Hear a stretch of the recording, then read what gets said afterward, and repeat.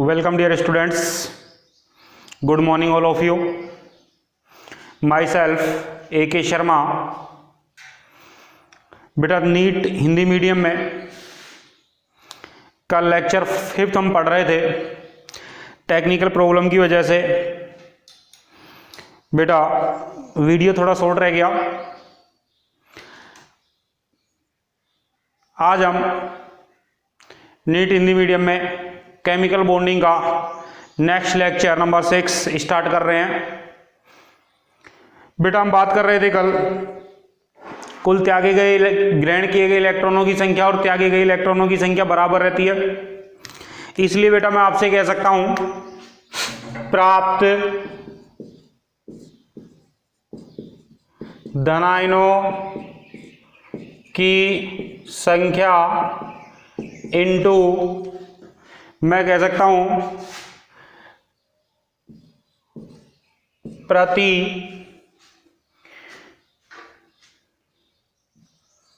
धनायन के लिए त्यागे गए इलेक्ट्रॉनों की संख्या बराबर प्राप्त ऋणायनों की संख्या इनटू प्रति ऋणायन ग्रहण किए गए प्रति ऋणायन के लिए ग्रहण किए गए इलेक्ट्रॉनों की संख्या। एग्जाम्पल हमने लिया था बेटा MgF2। तो बेटा मैं आपसे बात करूं Mg 2 इलेक्ट्रॉन त्यागेगा, Mg+2 आयंस का निर्माण करेगा, धनायन का निर्माण करेगा। F बेटा 1 इलेक्ट्रॉन ग्रहण करेगा, F- ऋणायन का निर्माण करेगा। कितने F भाग ले रहे हैं बेटा? 2। तो धनायन बेटा प्राप्त धनायन की संख्या 1 इंटू धनायन के लिए 1 धनायन के सापेक्ष त्यागे गए इलेक्ट्रॉनों की संख्या 2 बराबर रहेगी बेटा प्राप्त ऋणायनों की संख्या। ऋणायन कितने प्राप्त होंगे? 2। और बेटा 1 ऋणायन 1 इलेक्ट्रॉन ले रहा है तो इंटू 1। ठीक है, यानी कि कुल त्यागे गए इलेक्ट्रॉनों की संख्या और ग्रहण किए गए इलेक्ट्रॉनों की संख्या समान रहती है। क्लियर बेटा? अब हम बात करेंगे बेटा आयनिक आबंध के लिए कंडीशंस क्या क्या हैं। ठीक है, हम बात कर लेते हैं आयनिक आबंध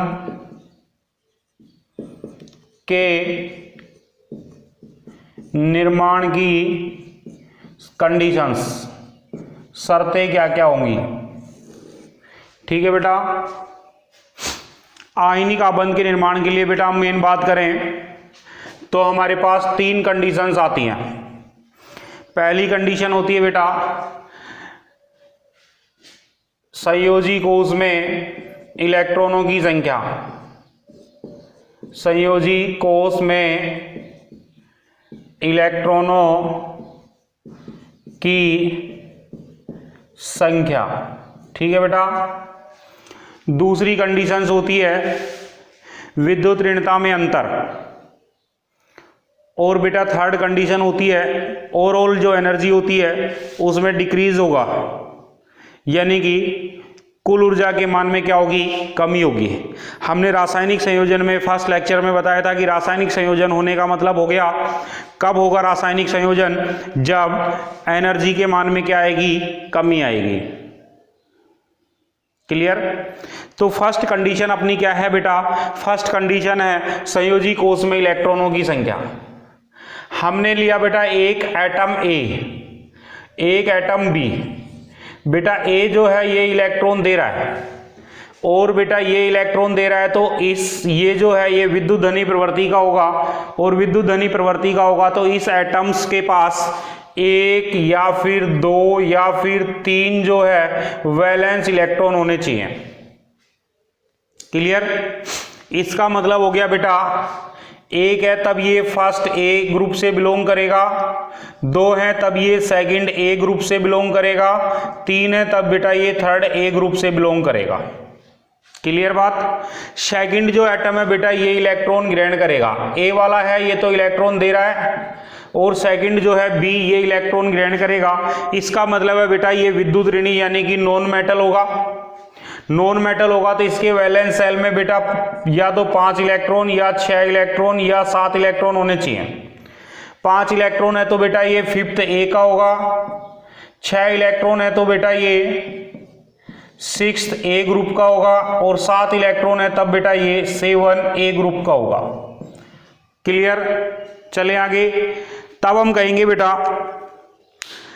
एक परमाणु के संयोजी कोष में 1, 2 या 3 इलेक्ट्रॉन होने चाहिए जो फर्स्ट ए, सेकंड ए या थर्ड ए ग्रुप से बिलोंग करता है, जबकि दूसरे परमाणु के बाह्यतम कोष या संयोजी कोष में 5 या 6 या 7 इलेक्ट्रॉन उपस्थित होने चाहिए, और ये 5th ए या 6th ए या 7th ए से बिलोंग करेगा।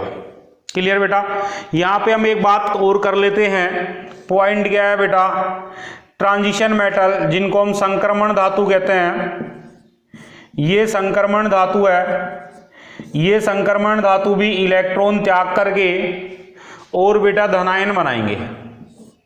इलेक्ट्रॉन त्याग करके क्या बनाएंगे? धनायन बनाएंगे, और n इलेक्ट्रॉन्स त्याग दिए। अब जो संक्रमण धातु का धनायन है बेटा, इन धनायनों में तो सामान्य जो धनायन थे 1, 2 या 3 इलेक्ट्रॉन त्याग करके जो धनायन बन रहे थे, इनमें धनायन में अक्रिय गैस के समान इलेक्ट्रॉनिक विन्यास प्राप्त होगा। लेकिन बेटा संक्रमण धातु के धनायन में सदैव अक्रिय गैस के समान इलेक्ट्रॉनिक विन्यास प्राप्त हो, ये जरूरी नहीं है। ठीक है ना? चलें आगे। तो हम कहेंगे कि संक्रमण धातु जब इलेक्ट्रॉन त्याग करके धनायन बनाएगा तो हम कहेंगे धनायन में सदैव अक्रिय गैस के समान इलेक्ट्रॉनिक विन्यास प्राप्त नहीं होता। क्लियर बेटा? सदैव इलेक्ट्रॉनिक विन्यास जो होगा वो सदैव अक्रिय गैस के समान नहीं होगा। क्लियर? सेकंड पॉइंट आता है बेटा, सेकंड पॉइंट आता है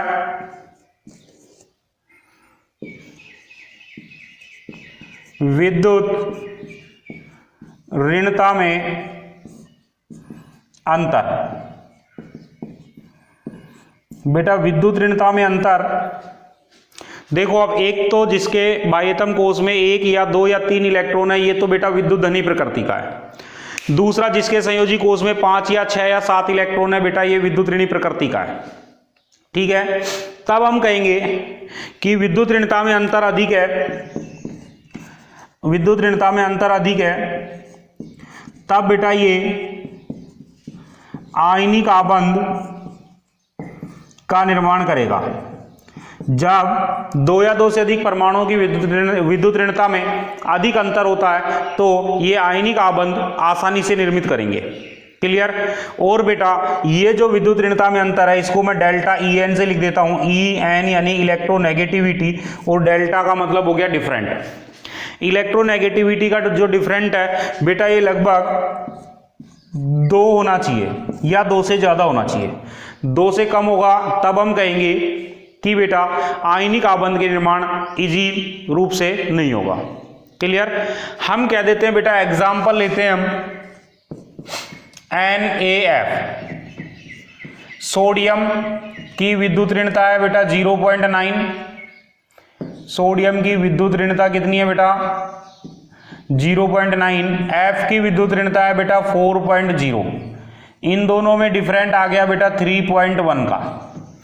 अब ये विद्युत ऋणता में अंतर बेटा हम कहेंगे ज्यादा है, विद्युत ऋणता में ज्यादा अंतर है, तब हम कह सकते हैं कि ये आसानी से आयनिक बंध बनाएंगे। क्या कह सकते हैं? आसानी से आयनिक आबंध का निर्माण करते हैं। क्लियर बेटा?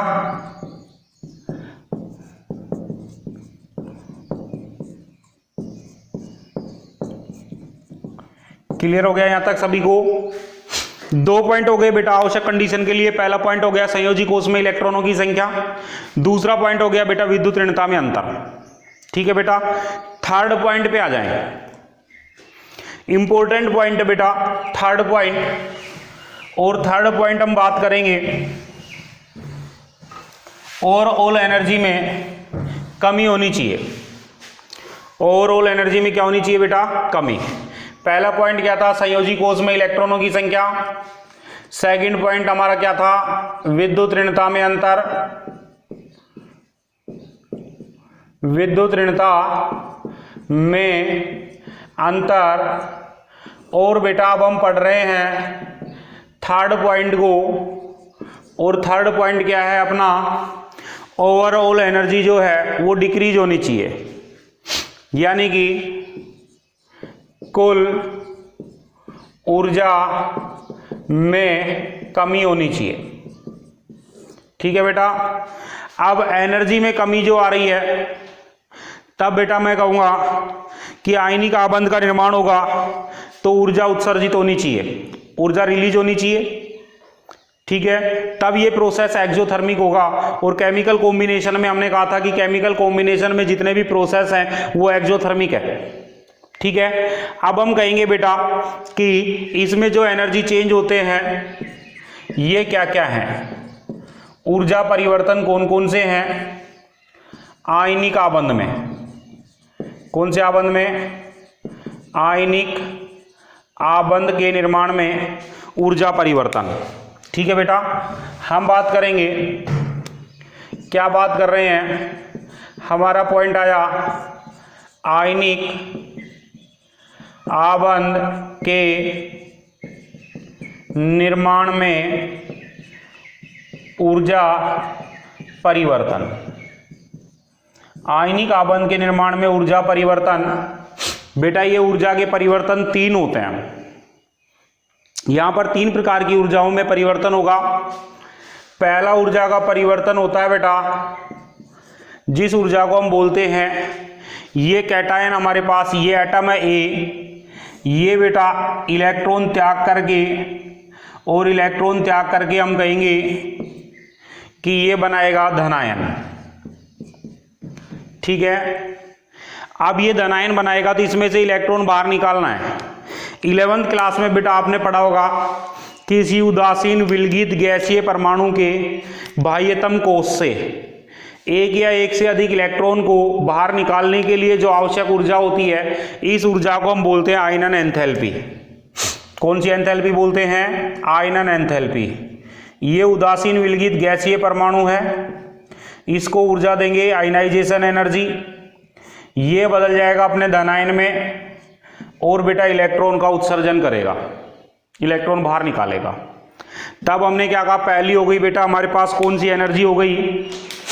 फर्स्ट एनर्जी हो गई बेटा आयनन ऊर्जा।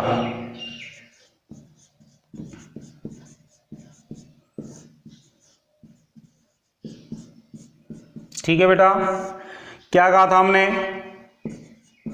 उदासीन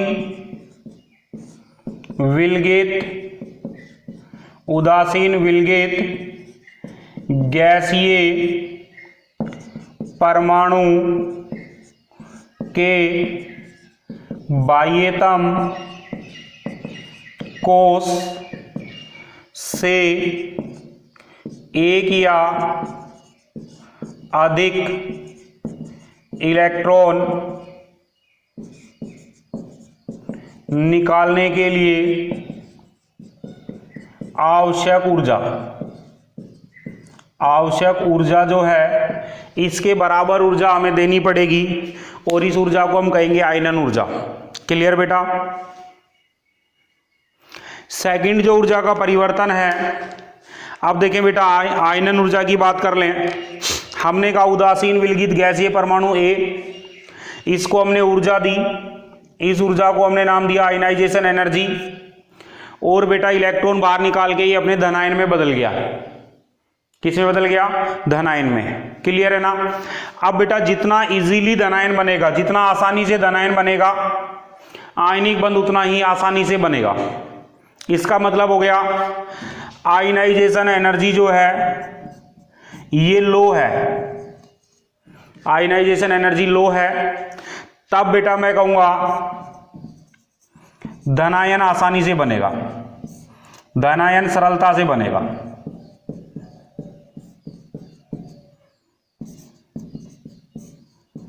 क्लियर हो गई बात? आयनाइजेशन एनर्जी कम होगी तो धनायन इजीली बनेगा। सेकंड जो एनर्जी का परिवर्तन आता है बेटा, दूसरा एनर्जी का परिवर्तन आता है, इस एनर्जी परिवर्तन को हम बोलते हैं बेटा, एक तो धनायन बनाया, दूसरा क्या बनाना पड़ेगा आयनिक आबंध के लिए? ऋणायन। ऋणायन का मतलब हो गया ये उदासीन विलगित गैसीय परमाणु है, इसमें हम इलेक्ट्रॉन जोड़ेंगे बेटा, और इलेक्ट्रॉन जोड़ेंगे तब हम कहेंगे कि ये ऋणायन का निर्माण कर लेगा B-। क्लियर हो गई बात? इलेक्ट्रॉन जोड़ेंगे तब हम कहेंगे बेटा कि अब यहां से एनर्जी रिलीज होगी, और एनर्जी जब उत्सर्जित होगी, रिलीज होगी, तब बेटा इस एनर्जी को हम कहेंगे इलेक्ट्रॉन एफिनिटी। क्या कहेंगे बेटा? Electron affinity. क्लियर? तब हमने क्या कहा बेटा, दूसरी ऊर्जा हो गई हमारे पास इलेक्ट्रॉन एफिनिटी, ठीक है। और हमने क्या कहा कि उदासीन विलगित गैसीय परमाणु के बाह्यतम कोश में एक या अधिक इलेक्ट्रॉन जोड़ने पर उत्सर्जित ऊर्जा के समान ऊर्जा हमें चाहिए, और इस ऊर्जा को हमने कहा इलेक्ट्रॉन एफिनिटी। ठीक है, इलेक्ट्रॉन बंधुता। क्लियर बेटा? अब हम कहेंगे कि जब ऊर्जा उत्सर्जित हो रही है तो इस स्पीशीज जो ऋणायन बनेगा इसकी ऊर्जा के मान में कमी हो गई। मेन जो एटम है इस मूल परमाणु की तुलना में ऋणायन की ऊर्जा के मान में कमी हो गई। हमने पढ़ा है बेटा ऊर्जा में जितनी ज्यादा कमी होगी स्टेबिलिटी उतनी ज्यादा होगी। क्लियर है ना? इसलिए हम कहेंगे कि इलेक्ट्रॉन एफिनिटी जो है, इलेक्ट्रॉन बंधुता जो है, ये जितनी ज्यादा हाई होगी ऋणायन उतना ही आसानी से बनेगा, ऋणायन उतना ही सरलता से बनता है। क्लियर है बेटा? ऋणायन उतना ही क्या होता है? सरलता से बनेगा। दो एनर्जी हो गई हमारे पास। एक एनर्जी थी हमारे पास बेटा किसके समान? आयनन ऊर्जा के समान। दूसरी एनर्जी हो गई बेटा हमारे पास किसके समान? इलेक्ट्रॉन बंधुता के समान, इलेक्ट्रॉन एफिनिटी। जितनी ज्यादा बेटा, जितना कम होगा आयनाइजेशन एनर्जी का मान, धनायन उतना इजी बनेगा। लेकिन बेटा इलेक्ट्रॉन एफिनिटी जितनी ज्यादा होगी ऋणायन उतना ही सरलता से बनेगा। क्लियर हो गई? थर्ड एनर्जी जिसको हम लेंगे बेटा, थर्ड एनर्जी को बोलते हैं जालक एनर्जी, जालक ऊर्जा, लैटिस एनर्जी। ठीक है बेटा? तो थर्ड पॉइंट हम बात कर लेते हैं, मैं रफ कर देता हूं यहां तक। दो एनर्जी के प्रारूप हो गए और थर्ड एनर्जी हम बात करेंगे जिसको हम कहेंगे बेटा जालक ऊर्जा। क्लियर है बेटा? हमने क्या कहा था, आयनिक आबंध के निर्माण में तीन एनर्जी परिवर्तन हमारे पास होंगे। पहला एनर्जी का परिवर्तन कौन सा था? जिसको हमने कहा था आयनन ऊर्जा, आयनाइजेशन एनर्जी, शॉर्ट में मैंने आई से लिखा। सेकंड जो ऊर्जा का परिवर्तन है बेटा जिसको हमने कहा है विद्युत इलेक्ट्रॉन बंधुता, इलेक्ट्रॉन बंधुता। और बेटा इलेक्ट्रॉन बंधुता को इलेक्ट्रॉन एफिनिटी बोलते हैं, इसलिए मैंने शॉर्ट में लिखा EA। तीसरा ऊर्जा परिवर्तन अब हम बात कर लेते हैं बेटा। तीसरा ऊर्जा परिवर्तन जो होता है इसको लैटिस एनर्जी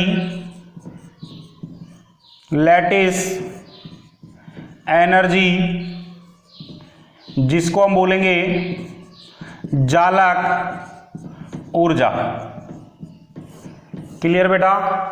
शॉर्ट में मैं लिखूंगा इसको लैटिस एनर्जी LE से। क्लियर हो गई इतनी सी बात? अब बेटा पहले तो जालक ऊर्जा को हम डिफाइन करेंगे, ठीक है? जालक ऊर्जा को डिफाइन करेंगे तब हम कहेंगे जब धनायन व ऋणायन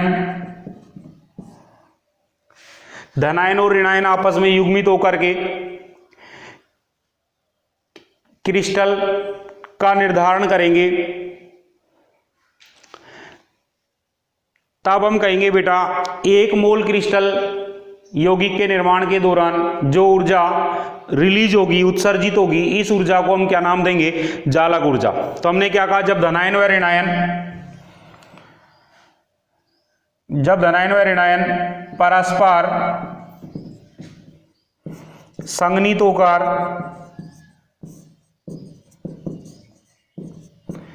होकर एक मोल क्रिस्टल यौगिक का निर्माण करते हैं,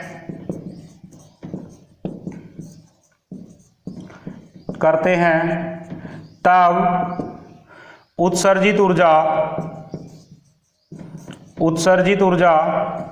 जालक ऊर्जा कहलाती है। क्लियर हो गई बात?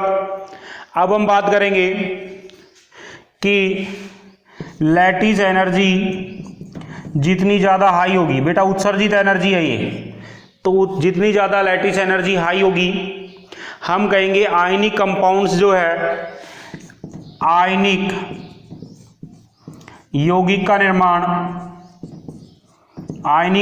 निर्माण सरलता से होगा।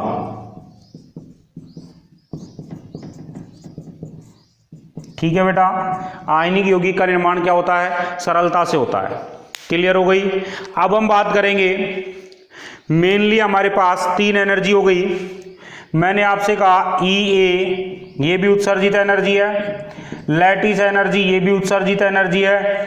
इन दोनों का मान आयनाइजेशन एनर्जी से ज़्यादा होना चाहिए, क्योंकि बेटा हमें क्या केमिकल कॉम्बिनेशन जब हमने स्टार्टिंग किया तब मैंने कहा था कि केमिकल कॉम्बिनेशन के दौरान एनर्जी उत्सर्जित होगी। ठीक है? या मैं ये भी कह सकता हूँ कि आयनाइजेशन एनर्जी, इलेक्ट्रॉन एफिनिटी और बेटा लैटिस एनर्जी, तीनों का समेशन जो होगा, तीनों का जो योग होगा, ये योग बेटा नेगेटिव होना चाहिए। क्या होना चाहिए? नेगेटिव होना चाहिए, तब आयनिक कंपाउंड्स का निर्माण होगा। यदि ये नेगेटिव नहीं है तो आयनिक कंपाउंड्स का निर्माण नहीं होगा। क्लियर हो गई बेटा? चलें आगे। तो बेटा आयनिक आबंध के निर्माण में 3 कंडीशंस हमने पढ़ी। ठीक है? पहली कंडीशंस हमने पढ़ी आयनन ऊर्जा। जब उदासीन विलगित गैसीय परमाणु एक या अधिक इलेक्ट्रॉन बाहर निकालता है तो इसको ऊर्जा की आवश्यकता होती है और ये ऊर्जा आयनन ऊर्जा के बराबर होती है। ठीक है बेटा? सेकंड होती है बेटा जब उदासीन विलगित गैसीय परमाणु के बाह्यतम कोश में एक या एक से अधिक इलेक्ट्रॉन हम जोड़ते हैं तो इलेक्ट्रॉन युग्मित करने पर ऊर्जा का उत्सर्जन होता है और ये उत्सर्जित ऊर्जा बेटा इलेक्ट्रॉन बंधुता के बराबर होती है, इलेक्ट्रॉन एफिनिटी जिसको बोलते हैं। तीसरा होता है लैटिस एनर्जी। बेटा धनायन और ऋणायन को हम जोड़ेंगे तो धनायन और ऋणायन बेटा युग्मित होंगे और ये युग्मित होकर के जब एक मोल यौगिक का निर्माण करें, एक मोल आयनिक यौगिक का निर्माण करें तो इस दौरान बेटा ऊर्जा का उत्सर्जन हुआ और ये ऊर्जा किसके बराबर होगी बेटा? लैटिस एनर्जी के बराबर होगी, जालक ऊर्जा कहलाएगी। क्लियर? हमने कहा बेटा कि आयनन ऊर्जा का मान कम होगा, आयनाइजेशन एनर्जी जितनी लो होगी, आयनाइजेशन एनर्जी लो होगी, धनायन सरलता से बनेगा, धनायन सरलता से बनेगा। क्लियर है ना बेटा? दूसरा पॉइंट हमने कहा इलेक्ट्रॉन एफिनिटी EA जितनी हाई होगी ई ए की वैल्यू बेटा हाई होगी, ऋण आयन बेटा उतना इजी बनेगा, ऋण आयन सरलता से बनेगा। ठीक है बेटा, तब हमारे पास तीन बातें हो गई। थर्ड पॉइंट था हमारे पास जालक ऊर्जा। हमने कहा बेटा लैटिस एनर्जी उत्सर्जित एनर्जी है, तो जितना ज़्यादा लैटिस एनर्जी आई होगी, आयनिक यौगिक का निर्माण भी उतना इजीली होगा। ठीक है, अब हमने क्या कहा कि हमारे पास कैलकुलेशन क्या निकल के आया, हमारे पास बेटा कैलकुलेशन निकल के आया कि लैटिस एनर्जी और इलेक्ट्रॉन एफिनिटी इन दोनों का जो समेशन है आयनाइजेशन एनर्जी से ज़्यादा होना चाहिए, यानी उत्सर्जित होने वाली ऊर्जा ज़्यादा होनी चाहिए, आवश्यक ऊर्जा कम होनी चाहिए। या मैं कह दूं कि तीनों जो एनर्जी है इनका जो समेशन है, इनका जो योग है, ये बेटा नेगेटिव होना चाहिए, तब हम कहेंगे कि ये हमारे पास आयनिक आबंध का निर्माण सरलता से होगा। क्लियर हो गई बात? ठीक है डियर स्टूडेंट्स, आगे हम बात करेंगे अब कुछ लैटिस एनर्जी के बारे में। लैटिस एनर्जी के बारे में काफ़ी deeply questions NEET IIT JEE में आते हैं बेटा, इसके लिए लैटिस एनर्जी को हम आगे बढ़ेंगे, आगे डीपली पढ़ेंगे। लैटिस एनर्जी को आगे बेटा हम नेक्स्ट लेक्चर में देखते हैं। ठीक है, तब तक के लिए थैंक्स ऑल ऑफ यू।